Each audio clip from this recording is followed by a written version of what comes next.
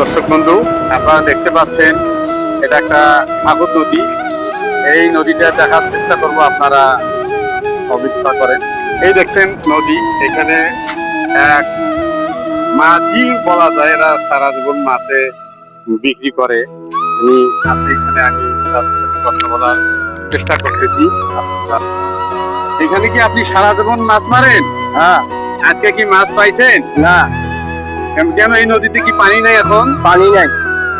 আগে তো পানি ছিল, আমরা শুনছিলাম আগে পানি ছিল, এখন পানি আসে না কেন? পানির জন্য মাছও নাই, পানি থেকে মাছও হইলে হয়। আপনারা করে কর্ম কি সারা জীবন? এই মাছ ধরা ব্যবসা। তো এখন যে মাছ পাই না, খুবই কষ্টতে দিন খুবই যাচ্ছে। কষ্টের দিন যাচ্ছে।